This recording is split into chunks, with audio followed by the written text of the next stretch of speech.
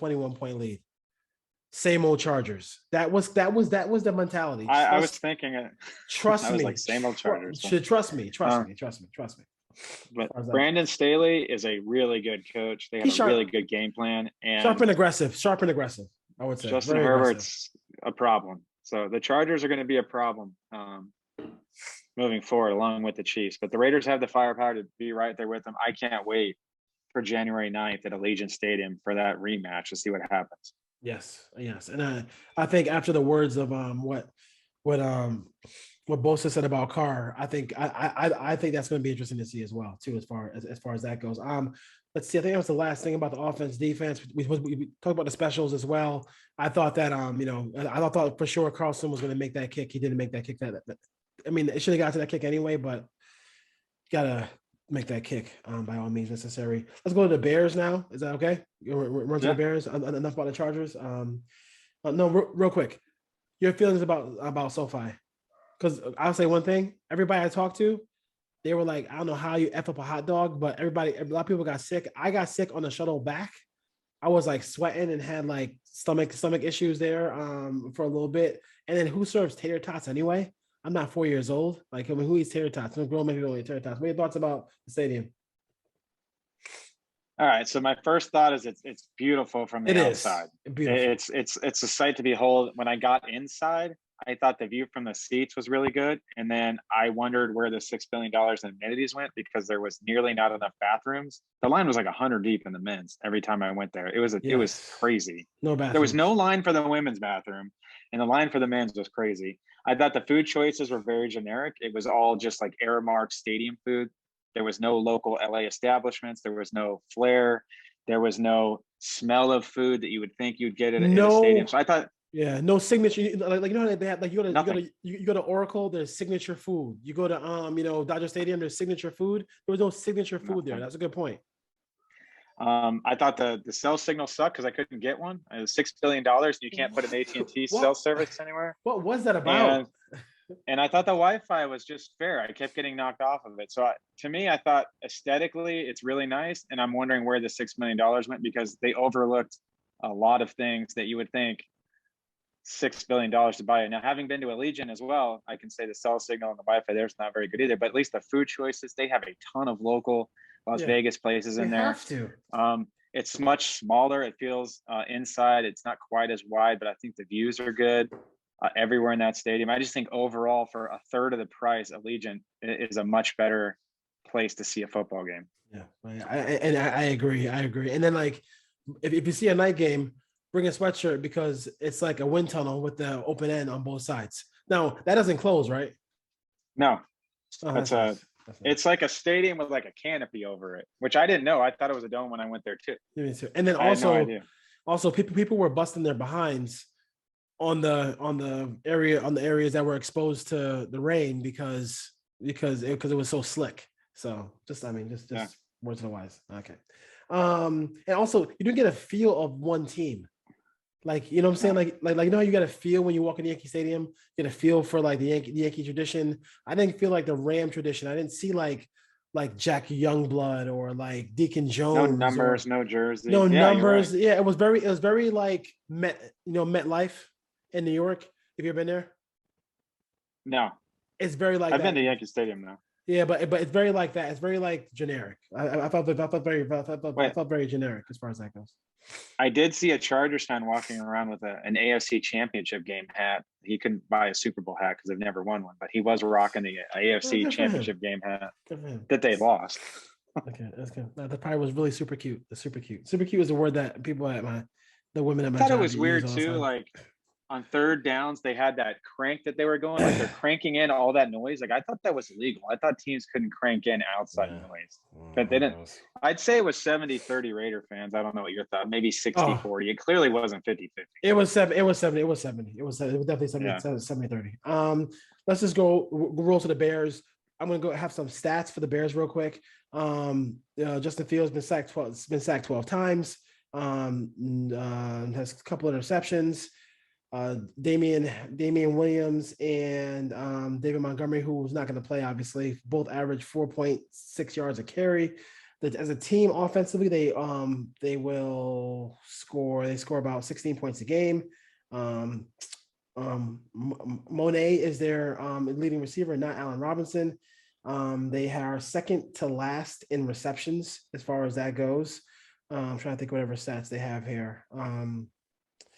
That's pretty much it. Watching them on film is that RPO and RPO life is what they're going to be trying to do. They are able to run the football a little bit, but I think that the game plan should be to kind of shut that down and keep this young man in the pocket, if you will, because the turnovers should be. This is the INT game.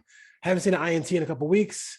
It's time to see some INTs in this game, and I think the Raiders should really kind of jump on an opportunity here to kind of confuse and befuddle a rookie quarterback. This is the game for the defensive line to eat and get pressure. I watched the entire game last week, the Bears against the Lions. I thought the game plan was really basic. It was clearly Matt Nagy wasn't calling. It was completely different than the game before against Cleveland. But it was a lot of heavy formation, play action, take shots down the field. They ran the ball a lot, and it was a lot of power runs, off tackle runs. It wasn't zone reads. You weren't seeing Justin Fields get out and run around. He did escape the pocket on a couple of third downs, and he's really fast. Like if he gets the corner, he can get 15, 20 yards. But there was no design runs for him. They were trying to keep him in like a pro style offense. I think number one, if I was the Raiders, stop the run this week. If they want to take their shots down the field, let them do it. But you got to get them third and long, second and long. You can't let them run the ball for 4 or 5 yards a clip and get into 3rd and 2 and then have to defend Fields. I thought almost all of his yardage came on shots down the field to Darrell Mooney, who's like a mini Henry Ruggs. Dude's good. Number 11, he can run. He's got good hands. He's going to be a problem down the field. The Lions played almost exclusively man and gave him opportunities one-on-one to throw the ball, which I would go the opposite way. I'd play a ton of zone, make him read the defense. I wouldn't just stay in the same cover 3 look, but show him some quarters, show him some cover 6, show him some cover 3, buzz the safeties, move these guys around. But this is the game where I think also you're going to see Perryman and KJ Wright show up because they're going to be in a lot of heavy formations and they're going to try to run the ball, and the Raiders have to stop it. Yeah, I mean, you can't allow them to run the football in this game. It's just you just can't do it. Can't do it. I feel like Dennis Green can't do it. Or we know who they are and we let them off the hook. They let off the hook, so they don't off the hook. This game reminds me of, like what I thought the Bears game was going to be, kind of like, not to the point where their quarterback had a little bit more experience. It wasn't Tua starting. It was the guy from New England, Brissett starting. Brissett, yeah. But like they have capable defensive players. They're not a great defensive team. Neither is Miami. But like they have some capable defensive players. But with that being said, they still give up big plays. You still can move the football. You can still score on them. So that has to be something that the Raiders take advantage of in this ball game, and not in this. If they're down 14-0 in this, there needs to be an investigation if they're down 14-0 in this first quarter. If you just play solid defense and just tackle, is he, and just keep. Keep him in the pocket. Could be a really difficult situation. The rush lanes have to be right. If he gets to the outside, if you're coming to the inside, you better make sure that you got somebody looping around to keep him on the perimeter all the time, so he's not going to be able to go outside and hurt you that way, especially on third down. But you talked about it, about zoning him up, and then mixing it up all the time. That's kind of the way you do it. And plus, like, even when Nagy's has a decent team, like, he's not a great play caller either. Like, this is you kind of gotta come home with this one. Like, it's gonna be bad if you don't. Yeah, this game has to be a win if they have true aspirations to the postseason. I thought the Lions moved the ball whenever they wanted to. Basically, don't look at that final score last week. The Lions had the ball inside the 10-yard line on the first 3 drives and came away with 0 points because they had turnovers. So the Raiders got to protect the ball. The Bears are opportunistic. Eddie Jackson can be a problem at free safety. You got to know where he's at, but the corners aren't very good. I don't think Akeem Hicks is going to play in this game. He left with a groin injury last week. That would be a huge advantage for the Raiders because Akeem Hicks is absolutely going to kill Andre James if Andre James plays in this game. But They don't. It's the edge Yeah, guys. They got to block Mac. They got to block yeah. Robert Quinn, and I think you can take advantage of the rest of that defense. In 4 games, they don't have 1,000 yards as a team. In 4 games. No, offensively, yeah. They don't. They don't. And I wouldn't blitz Fields much at all. Like I wouldn't give man opportunities on the outside or give him opportunities to escape with defenders with their back turns. Keep everything in front of you and tackle. And this is a game where if the Bears start moving the ball, I don't think it's a huge problem because I don't think the Bears are going to convert in the red zone. So if you just hold them to a couple of field goals, you'll be fine. This is a game where you could pad your stats here. You can pad your stats here defensively. You should be able to, and offensively, you should be able to do that as well. They should be able to give the Raiders offensive short fields in this game, and then take it from there. I don't know. I don't have really much else to say about this game. I mean, it's this game that the Raiders. I mean, what's the line? What's the line on this game anyway? 5.5. I mean, you gotta cover the other this. issue, the Raiders are going to be down. It looks like Mullen and Arnett, and I think this is the perfect week to be down those two guys because I don't think the Bears wide receivers and our passing game are going to challenge them much vertically, so they can play a lot of zone. It looks like the Raiders are. To me, I think you probably slide Hobbs outside in base because that's what he did on Monday night once those guys went down, and then you bring Robertson in as the outside corner and nickel, and bring Hobbs inside. What about the guy so they you picked can get up? by with those 3 guys. Off the Chargers practice squad, a guy familiar with Bradley's Brandon system. Faizon. Yeah, he's an outside guy. I think like Isaiah Johnson type body. He's a big 6'2", 197 long arm guy. I think it's more depth and he knows the system. He might be active as a 5th corner if they need him, but I think they're getting Keyshawn Nixon back this week, which is going to help. I know guys are mad at him last year about the Chargers game, but he's their best gunner on special teams. I think the coverage units instantly get better. Yeah. And as a 4th or 5th corner, like you're not going to have guys much better than that in the league. So I think he's fine. I think they have enough depth to get through this week. Yeah. And your prediction for the Raiders and the Bears this week? Yeah, I think both teams are going to move the ball okay. I think the Bears are going to end up kicking a lot of field goals in this game. Yeah. And I'll take the Raiders pretty comfortably. I'm going to say 27-16, something like that. So I see a double-digit win somewhere right around 10, 11, 12 points. Yeah, I think so. They cover that one. Looking at the Raiders, 28. Let's go 28-13. Maybe it's 21-13 for a little bit to make you feel a little bit like it's a Raider game, like we always do. And then late touchdown and a late touchdown to do that as well. Cool. We got some questions here. I think this is the week the defense scores. I think the defense is going to figure out a way to get one in the end zone this week. If they do that, they got to score 30 this week. Then, as far as that goes, from the 808, Ashley, thank you. That female demographic, we love that.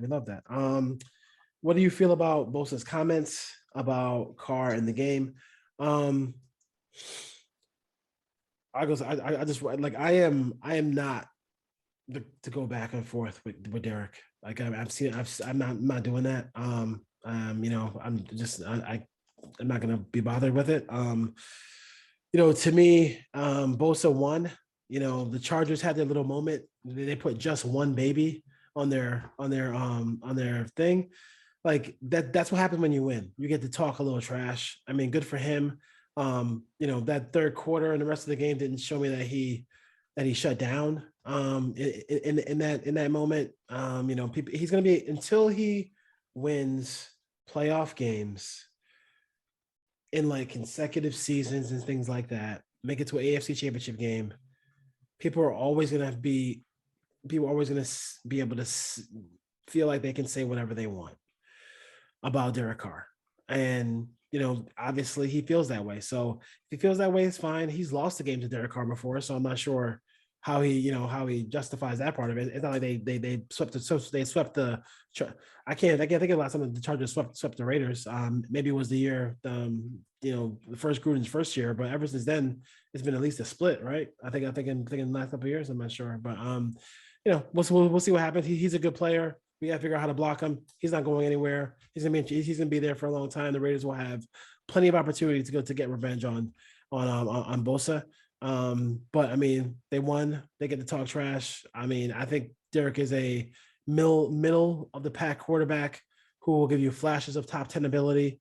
I think that's who he is. I think this year I think this has potential, this group, to be better than the group that he had in 2016, because it was just, to me, it was just really just Carr. It was Carr, Cooper, Crabtree. This, I mean, you add Waller to a wide receiving core that has just infinite potential. If they can figure out this offensive line, this team could be really special and really hard to deal with going forward. But I don't agree with it. But I mean, Ryan and I might disagree, but I don't agree with what Bosa said about Derek. I just don't understand why he said it, even if he felt that way. Why give them that material? I think it clearly bothered Derek in the press conference, and I think if we get angry Derek Carr for the next couple of weeks, I'm all for it, because angry Derek Carr is usually a really he plays much better. He plays better. He does play better.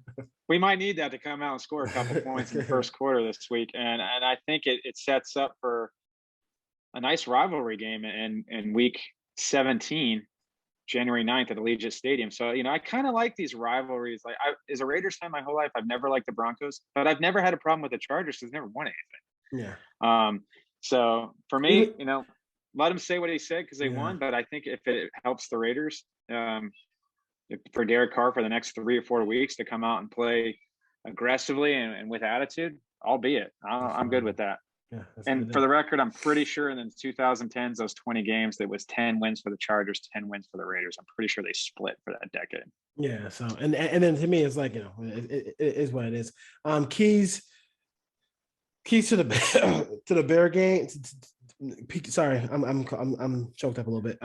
Keys to the Bears game from Rob from Instagram. Thanks you, Rob. I think the biggest thing is just creating turnovers. I mean, like, I want to see this defense completely. I want them to have 4 or 5 sacks. I want to see some turnovers. I want to see maybe a defensive score or give them a short field.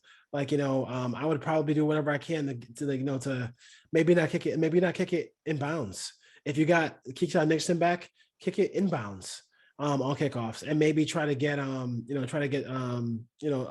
short field, if you will, or I'm sorry, a long field for them to go, and then maybe turn the football over. They're gonna try to run the football a lot in this game. I mean, they're gonna do whatever they can to stay in it. This guy's coaching for his job. He doesn't even want to start Justin Fields. He, so take that into account as well. And just take it to him from the outset. I got to see something in the first quarter of this game. I mean, it cannot be 0-0 or 7-0 Bears in the first quarter. No way. Yeah, the keys of the game are really simple. On defense, you got to stop the run. You got to get them a 3rd and long. And you got to get off the field. So they need to hold the 3rd down conversion somewhere in the 30s. If they can go, 4 for 12, 3 for 10, something like that on 3rd downs, I think the Raiders are going to have a great chance to win this game. If that 3rd down conversion rate is 50 plus, then I think it's going to be a much tighter game. And then on offense, don't turn the ball over. Like I said, this Bears defense is opportunistic and they like to score defensive touchdowns. Yep. Punting in this game is not going to be a problem. Like, if you have to punt the ball away and not force balls into coverage, do it, and hope your defense can stop a rookie quarterback, because I just don't think the Bears can score enough to stay in this game as long as the Raiders offense doesn't show what they did in the first half against the Chargers. If they can just be a blend of what they were the first 3 weeks, I think they win this game by 10 points. Yeah, I agree. Our record, I thought James on Twitter, what's the record going to be going into the bye week? Like, I just really, like, they kind of, I don't want people to feel like I'm just like dissing all 3 of these teams, because they're capable teams. They're not like, I mean, I don't think the Bears so much, but the Broncos are not like the worst team in football. But they're going to be in the same position. And I think we're playing a lot of teams who have suspect quarterbacks with defensive ability. Like, Miami, Chicago, Denver, the Eagles. You're playing all these young quarterbacks. Gotta start stacking these wins, and I really want them to be. They should be 6-1 going into the bye. I mean, 5-2 will be probably acceptable, but the 6-1 is where you want to be. You got the Browns playing the Chargers this week. Let's see the Chargers beat the Chiefs, the Raiders, and the Browns in consecutive weeks to see if that happens. You might get a loss there. I don't know how you feel about it, but what are your thoughts about where the record should be? Yeah, 6-1 sounds great. I'm going to go the other way. I'm going to say 5-2. I hope it's not the loss to the Broncos at the Broncos, because that would make them 0-2 in the division, and they still have 2 remaining with Kansas City. So in the long run, in the big picture, they need to win that game against Denver. Lose the Eagle but game. I just don't trust the offensive line enough right now, or the running game, to say they're going to win these 3 games. I think they have 2 out of 3 at home. If they can figure out a way to win 2 out of 3 and get to 5-2 going into the bye and then the Giants game, because that's going to set up down the stretch. That Dallas game is on the schedule on Thanksgiving. That team can move the ball. They're going to have to be able to score, but they need to get the offensive line right in the next 3 to 4 weeks, going into November, December. Yeah, no question about it. I think I have one more. Then we got to go. Let's see here. By biggest issue. I got that one. Anthony, biggest issue going into the Bears game. I mean, you got to be the offensive line. I mean, I think that's the clearest one.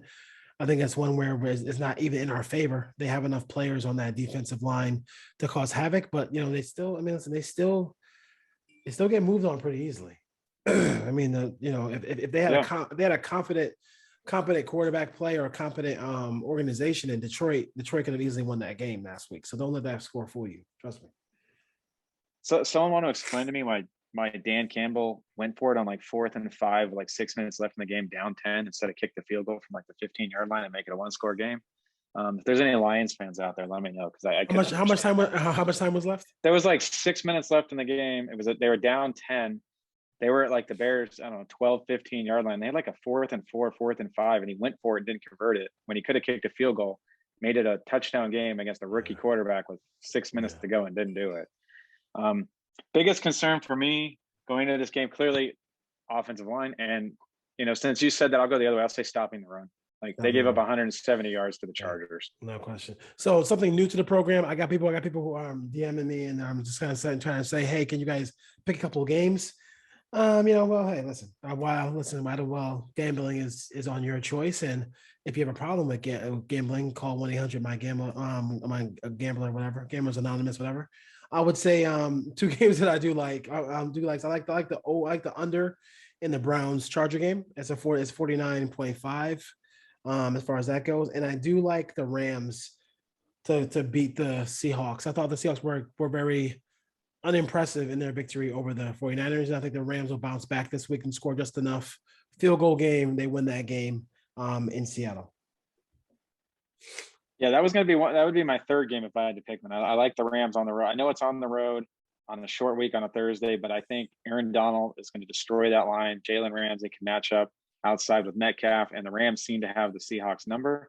Yep. A few games I like. I like Cleveland on the road. I'll go against the spread. I think the Chargers are favored by 1.5, 2 points. I'll take Cleveland on the road. I don't really like to take underdogs on the road, but they have the number 1 running team in the league, and they will pound the rock. And I don't think the Chargers run defense is going to hold up as well as they did against the Raiders.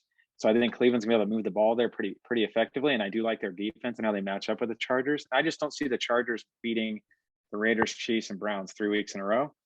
And for game 2, I don't know why this line opened at 7.5. Tennessee at Jacksonville. It's down to 4. So the money's coming in on Jacksonville. Give me the Titans laying 4 at the Jaguars. Julio Jones is back. AJ Brown's back. Jacksonville's going to have no interest in tackling Derrick Henry. They just lost to the Jets. I don't know why this line's 4. Maybe Vegas knows more than me. They probably do. But I'm going to roll with the Titans here to not lose to the Jaguars. Listen, Bear Nation. Ryan is rolling with Todd Downing. What? Say it. Man. Todd Downing. I'm rolling against Urban Meyer and the mess that's going on in Jacksonville. Oh, my God. I tell you, that's funny. That's funny. We'll see the next for next week. Our favorite non-Raider quarterback of all time. We'll say that for next week as far as that goes. Listen, thank you for joining us on the Put on Raiders podcast. Really appreciate it. I saw a stat the other day that 60% of all podcasts have only one episode or two episodes. So that's actually we're putting in work for y'all. So like we're watching tape, we're doing all this stuff.